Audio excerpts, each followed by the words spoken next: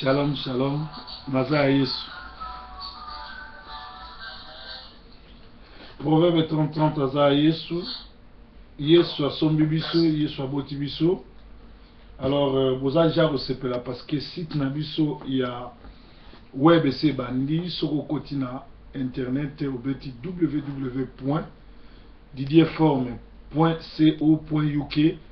Okokota malamoko na web na biso esika okozwa ba sango malamu na poko la lelo na ingina ya web sabino ke tokomi na tango suka esengeli tokeba parce que mokili komi na suka. Alléluia, alléluia. Mokili komi na suka esengeli na biso tokeba, esengeli na biso totambola na kobanga nzambe, esengeli na biso totambola na ko respecter nzambe et kozala malamu mingi. Alors nazokende kotanga liloba na nzambe parce que tozokende oyebisa bino tokomi na ntango ya suka esengeli bosala keba parce que balobi na ntango ya suka bato mingi bakozala bongo na apostasie. Apostasie ezali abandon ya foi, bakotika kolanda Yesu ya solo, bakolanda binzambi nzambi pe bakolanda ba miracle ya lokuta et pourtant ememi bato na passé. Nzela ya sango malamu eza nzela malamu, mais mingi babungi nzela, mingi bazali banda tango tozoloba ke to te ya sango malamu, tango tozoloba to beta sete bamsusu oyo bazali envoûté, oyo bazali bongo na kati ya destruction to na kati ya perdiction, baza bongo na mateo imangungu, mateo imangongi, bazolinga comprendre biso te. Mais Paul alobi sango malamu il faut to te yango et Christ est prêché. Martango mabe, Christ est péché, nangonga mabe to malamu, et sengeli to continuer côté ya Yesu Christo. Alors, eloko epesinga pasi mingi toke nanano na lelo na osavement enseignant, to otanga mo verset belé. Toke na Apocalypse 3. Apocalypse 3, 20 zoloba. Toke na Apocalypse 3, 20 walobi. Voici je me tiens à la porte et je frappe. Si quelqu'un attend ma voix et ouvre la porte, j'entrerai chez lui et je souperai avec lui et avec moi. Dans Apocalypse 3. Balobi, nazali boso porte, nazo beta, soko fungoli porte na kokota na souper na yo. Alors mutazolo babongo na ali boso porte na yo, eza koko na binote non côté tata mwasi te, cousin te, eza Yesu Christ. Na ebandeli Yesu aza na motema, na ebandeli aza le Messi, na ebandeli aza tata mama pe mwana, aza le Messi, azali oyo yaki po sauver mokili. Mais na suka Yesu aza na balabala akomi kobeta porte. So Yesu aza na balabala azobeta porte, nana aza na kati ya motema na, nana aza na kati ya église, ezali diable, lokuta, manipulation, muyibi, lokoso, nyonso wana eza bongo na kati. Alors, esenge na bino bokeba, parce que ngonga ekomi vraiment avancé, molili eza makasi, soki to beti setete, soki to kebite, mingi bakenda l'église, mingi basambelaka, mais bakolela, bakoloba, pourquoi to se tromper boy? Pourquoi to koti lolate? Alors, na ina sabino, selon statistique ya monde, ya ba scientifique, bato batanga mingi balobi, bato wana batanga mingi balobi, na tango ya ba historien balobi population ya monde na époque ya Noé bazalaka plus de 2 milliards de monde mobimba. Na époque ya Noé bazalaki na population de 2 milliards, mais na époque ya Noé tango nzamba décidaki ya bona mokili likolo batumite ya mabe ezalaki na bango, bazaki sauvé kaka 8 ndenge bazaki sauvé. Yaki Noé mwasi nae bana ne misato na basi ya bana nae. C'est-à-dire banda mokile banda ebandeli Yesu alukaka bato belete alukaka une famille. Alobi, je cherche une personne. Si cette personne là m'honore, si ce posteur devant moi qu'il prie, moi je viendrai, je descendrai et je vais exaucer sa prière. Donc banda e bandeli nzambe azaka nzambe ya famille. Nzambe akutanaka na bato na nzela ya famille. ya omoni famille eza unité de base ya nation. Une nation bénie eza nation oyo eza na ba famille bénie. Nation oyo eza na ba famille babangaka Nzambe.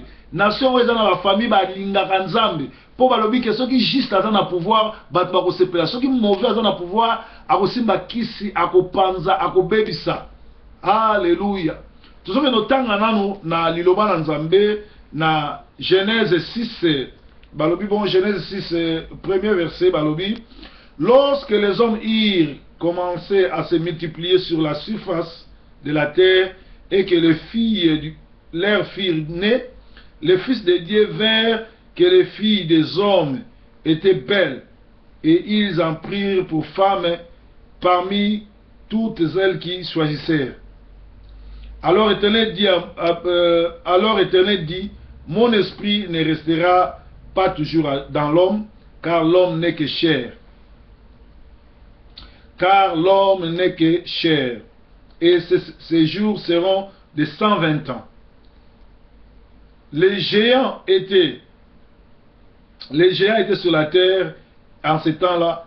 Il en fit de même auprès que le Fils de Dieu firent venir vers les filles des hommes et qu'ils eurent donné des enfants. Ce sont ces héros qui furent famés dans l'Antiquité. Alléluia. Na 5. L'homme vit que l'Éternel vit que la méchanceté des hommes était grande sur la terre et que tous les peuples, toutes leurs pensées et leurs cœurs se tournaient chaque jour uniquement vers le mal. L'Éternel se repentit d'avoir fait l'homme sur la terre. Il fit affliger en son cœur. Et l'Éternel dit, j'exterminai la face de la terre, l'homme que j'ai créé, depuis l'homme jusqu'au bétail, aux reptiles, aux oiseaux du ciel, car je me répands de les avoir faits. Mais Noé trouva grâce aux yeux de l'Éternel. Voici la postérité de Noé. Noé était un homme juste et intègre dans son temps. Noé marchait avec Dieu. Noé engenda 3 fils, Sem, Cham et Japhet. La terre était corrompue devant Dieu. La terre était pleine de violence. Dieu regarda la terre et voici, elle était corrompue, car toute chair avait corrompu sa voie sur la terre. Alors Dieu dit à Noé, la fin de toutes choses est arrêtée devant moi, car ils ont rempli la terre de violence. Voici, je vais les détruire avec la terre. Fais-toi une arche de bois, de gopher. Tu disposeras cette arche en cellules et tu enduras de poids et de bitume. Tu enduras de poids et en dehors. Voici comment tu le feras. Amen. Awa tozana Genèse 6 okotanga histoire wana mobimba tina 22 omona ke Nzambe azwi décision ya ko détruire mokili likolo ya violence ezalaki na se. Mais à l'époque oyo violence ezana se ezana famille moko ezana papa moko azalaki intègre pe a trouvé grâce liboso na Nzambe. Et papa wana azalaki na bana ne misato Sem Japhet. Alors banana pe bazaki na basi na bango misato na mwasi ya Noé ba former le kola 8 personnes. Nzamba yebisi Noé alobi sala masuwa yebisa batu ke kala mingi te mokili ezosuka bakota na masuwa. Tata Noé zibula kelo ya kota tata Noa tata Noa zibula kelo ya kota. Nzembo wana na yemba wana bomwana na nzela internat tanto ke lobeta ba nzembo ba match na yebaka signification na ngote. Mais lelo nazo yembango avec onction, avec grâce, avec révélation. Tata Noé zibula kelo ya kota tata Noa tata Noa zibula kelo ya kota. Nzembo wana parfois oyembango na choral, oyembango lokola kwaku, oyembango lokola diale lokubanzila ngale, oyembango lokola tango groupe kakeza gobina saka yonsa, mezali nsembo moko bato ya époque ya Noé balobi na époque ba historien balobi il y avait 2 milliards de personnes oyo Noé ateya sango malamu o Noé asenga bango bakota na masuwa o Noé ayebisa bango boya po mokili ezoke na suka baboyaki bato bazalaki na méchanceté tozomona méchanceté bato bazosala ba vidéo ayebi nga te mpo na yamba ye mpo na ndimaki nakanga foto na ye mpo na ndimaki na solo na ye il se permet akoleka na TV kolakisa méchanceté na ye bomoni bato basali ba vidéo yo babeta proverbe baattake ye mpo azoba vérité. Ils sont méchants. Ce sont des méchants, des gens qui ne nous aiment pas, des gens sans instruction, des gens qui ne connaissent pas Dieu, des incirconcis, des sorciers, des démons, bande de vauriens. Oyo bazui grâce ya kokoma potoir. Soko tali bato wana surtout toute l'histoire na bango na Congo, qu'est-ce que vous étiez? Na Congo soko zongi kolala wapi? Mais nzamba sali grâce. Tala nanu ndenge longwa Afrique pokoma. Tala banzela yo tamboli. C'est-à-dire ne bandela mokili ozalaki te parmi bato balinga ba ya poto. Mais na mawanzambe a permettre yo kata makolo banzela nzela oya okenzela ngola na manyeto apamba mukebo yeto yebi nzela boya. Angola, Afrique du Sud, Nigeria, nde bato batie 2 ans de na poto bango. Ba mikili ya solo eza ba oba mata na avion na aéroport à Maya na ba oba mata na njili. Bien sûr, il y a moi ma bébé ali mais batia makile limité. Ba oba lekanzela ngola na ba oba yanzela makolo, bangwana baza ba problème na mboka na biso. Bangwana baza ba problème na poto na diaspora, pe ba banga ka batute. Biso to ya poto bato to kuta to respectera bango. Ba oba yaki lobby, allez.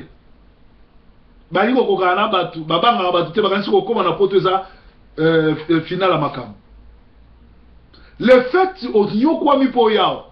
Nana bi bato belé na master na ngamo na Paris auta Afrique tia koma awa mata avion te tile na mata avion te nazolo bango na ndenga bochola te na yebi bato belé ba ya poto ba mata avion te ba msusu ba ya poto na kala masuwa ba matadi mingi ba ya poto ba mata avion te a partir matadi a côté na kala masuwa ayoko bimao. Félicitations na bango ba courageux mais soki nzamba sungi okomi awa foyeba ke finalité à un chrétien za lola. Eza potote, eza mukandate, eza voiture, eza likolata te. Bato bele ba bungi nzela likambo likola makambo. Alors Bible ezolo ba Noé fit trouver grâce na ngonga oyo bato bazaki violent. C'est-à-dire nzambe azoloba alukaka bato bele te nzambe alukaka mutu moko. Na époque ya Lot ba historien ba estimer population monde na 900 milliards ya personnes. Mais combien fit sauver 3 personnes? Et na mikolo na biso au Bible les hommes dans Apocalypse balobi il y a 144 000 personnes dans la sauver. Alléluia. Lelo il y a combien de dénominations? Lelo il y a combien des églises? Lelo il y a combien de bato babi ba sambelaka, bato balobi ba kena église mais mukola suka nzamba koloba yebi bangote. Lelo il y a combien de bato babi ba sambelaka mais ba yebi nzambe te? Il y a combien de bato basambelaka me baoke na l'église à lokuta ya banganga parce que lelo yo banganga nyonso tu ba prophète nyonso lokuta ba mbiku dio bazaki na zando na wapi ba koma lelo ba prophète na l'église surtout na Angleterre ndesika oyo ba espèce nyonso tu ya bata mabe ba race mabe ba passer à lokuta ba combattant lokuta ba combattant solo bien sûr ba ali ba passer per solo ba ali mais ba amuke oyo mingi ya lokuta on dirait ba se pesa rendez-vous ils se sont fixés rendez-vous en Angleterre. Message eza message nzambe mutabisinga na lobela bino eza message moko mabe eza message ko kebisa bino eza message ko lobela bino bokeba parce que soki bosali yango te ekozala pasi mingi mokolo wana mokolo asuka okozala okanisi ki okendaka na église okanisi ko yebi nzambe okanisi ko sambelaka nzoka ekozala mokolo mabe mingi mpona yo. Alors Bible ezolisa biso nzambe asali nini a retrouver kaka famille moko. Famille moko kaka oyo nzambe a retrouvé oyo amona ikazaki spécial oyo azaki intègre kozala intègre la sini na ina lobela mingi intégrité et récemment to fongoli site to lancer website na biso intégrité kozala to bando teyaka bino sango malamu kolobela bino loi koyeba loi mboka oyo biso komi na mboka eloko liboso il faut koyeba loi mboka ezobani. C'est ça un homme intègre. Mboka oyo ezoloba ko bunda te. So yoko bunda aux intégrité au commune mboka batu Boza couple boisi na mobali, oza pasteur ou oza chrétien, yo bimisi ndaku, mwasi pa bimisi ndaku. Alors, bino mibale bo bimisi bandaku, ale bozwi ndaku wa mutu moko bo tiango locataire. Bo comme le bandaku mibale. Entre temps na molongo eza na ba couple bazo c'est la bande. Eza na ba couple baza na bat. Eza na ba couple baza na bana, makambo ebele baza ko sala ba makambo ebele. Eza na ba couple en pleine émission. Eza na ba couple baza na basi bana tout et tout bazo luka lipamboli. Mais yo kangi bandaku. Tango yo kangi bandaku. Donc, aux intégrité pour freiner parfois cousin na onoko na yo. Bolim sangeza ba direct en live, ba to benga ngami. Au freiner bat. Aux a la fraude, aux a même contre même pays oyo. Mboka malamu lokola Angleterre, to pamboli queen, to pamboli premier ministre, to pamboli ba MP, to pamboli gouvernement mobimba. Parce que la Bible so ba bon de la pona mboka ya mbibino, po malamu na bango et aux ala pe ya bino. Bato bazana Ukraine kuna, bazo sambela te ba église za okanga po ba na guerre. Donc biso soto na kimia po Angleterre za na kimia. Faut bon de la pona. Alors Bible zo loba Noé fit trouver juste. Alors Nzambe lera roya aroko luka bato baza juste. Nzambe aroko luka te bato o ba do Nzambe la boza 1000 boza 50. Oyo boke na église maté ya solo ezate. Ba aventure na ba aventure. Bomoni bien que eza groupe bandoki. Bomoni bien que eza ba aventure bino bo okende.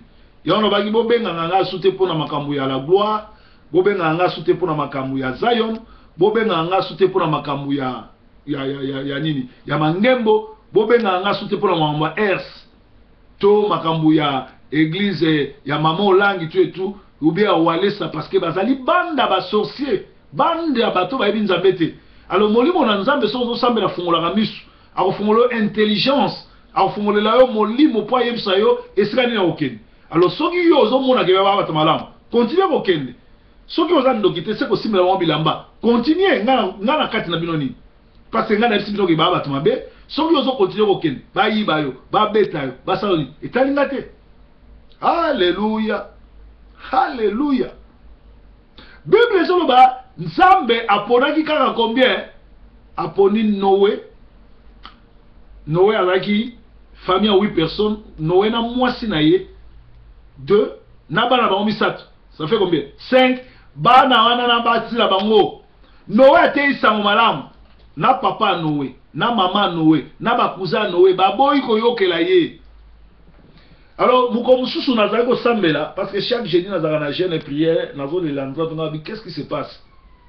Avec singa le boza mutali boso le laté, Noé pas ako le laboy. Noé a été sa maman kutu ba parane ba boya ko kota na masuwa. Ako sa maman na ba obi mama ya ko kota na masuwa, kala mingi te masuwa ko kangama. Yo mama Noé, vi Noé se yo yeba.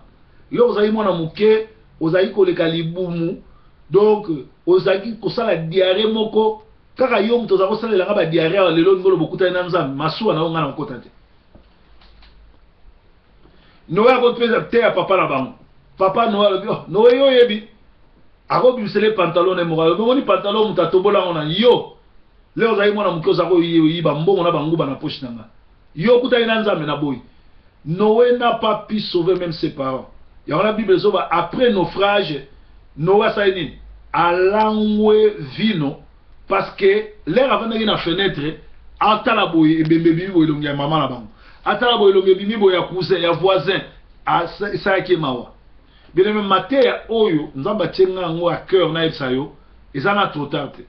Oko pesa bo moyo pa Nzamba. C'est pas encore trop tard. Nzamba lingio. Sinon, tu vas te retrouver le kola batu oyo ba 10 vierges, 5 vierges folles. Tokena Matthieu 25. Matthieu 25 ezo sabiso, Matthieu 25 ezo sabiso. Nazotanga beaucoup plus côté à la vierge folle. Matthieu 25 ezo sabiso. Matthieu 25, balobi. Alors, le royaume des cieux sera semblable à 10 vierges qui, ayant pris leurs lampes, allèrent à la rencontre de l'époux. 5 d'entre elles étaient folles et 5 d'entre elles étaient sages. Les folles, en prenant leurs lampes, ne prirent point d'huile avec eux, mais les sages prirent avec leurs lampes de l'huile dans leurs vases. Comme l'époux tardait, toutes s'assoupirent et s'endormirent. Au milieu de la nuit, on cria, voici l'époux, allez à sa rencontre. Alors toutes ces vierges se réveillèrent et prenèrent leurs lampes. Les folles dirent aux sages, donnez-nous-en de votre huile, car nos lampes s'éteignent.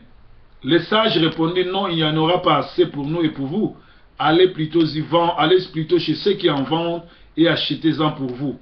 Pendant qu'elles allaient en acheter, l'époux arriva, celle qui était prête à entrer avec lui dans la salle de noces, et la porte fut fermée. La porte fut fermée. Plus tard, les autres vierges vinrent et dirent, Seigneur, Seigneur, c'est nous, venons. Mais il répondit, je vous l'ai dit en vérité, je ne vous ai jamais connu. Veillez donc, puisque vous ne connaissez ni les jours ni heures. Veillez, puisque vous ne connaissez ni les jours ni heures. Dans l'histoire, au Matthieu 25, tous en a deux sortes de vierges.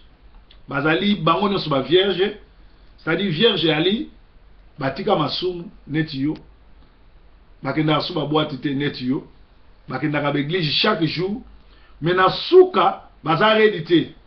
Na suka bazo que des rencontres les pou bayeba ki bien que Yesu azoya, bayeba ki bien que tokomi na ngonga, mais lisumu na bango ezali na mafuta na bango na ba vase. Bazanga yi mafuta. Mafuta ils ont représenté présence à Saint-Esprit. Alors, se constituer dans deux groupes. 5 groupes, il y a des vierges, il y a sage. 5 groupes, il y a des vierges, il y a des folles. Si vous avez des vierges, il y a des folles, ils ont dans l'église, au comment makan ou pasteur.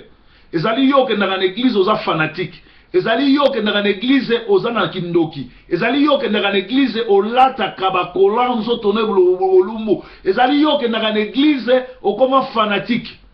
Mukolo Yesu akoya akoya ko ba fanatique te mais akoya ko ba chrétien. Mbala liboso ba benga ba chrétien za kine Efeze esika oyo ba monaki batu bizaleli na bango ezali lokola Kristo. Ba bi batu bazaki bizaleli lokola pasteur te. Bazaki bizaleli lokola ba diacre te, mais bazaki bizaleli lokola ba pasteur te, bazaki bizaleli lokola Yesu. Alors ba vierge wana lokola Yesu azaki ko umela, dénominateur commun ya ba vierge folle na sage, bango tu bazaki akolala. Nangonga oyo église za kolala. Nangonga oyo batu baza fatigué, batu balembi po balobi Yesu a umeli azoyate. Yesu a comme histoire. Et comme il va tout ça, ce gars est le moyibi to robeta yi parce que umeli. Et pourtant, na tango ya suka na butu bayoki kelelo. Nani faut beta kelelo. Ezabiso ba pasteur, ba évangéliste, ba apôtre, ba prophète, ba docteur.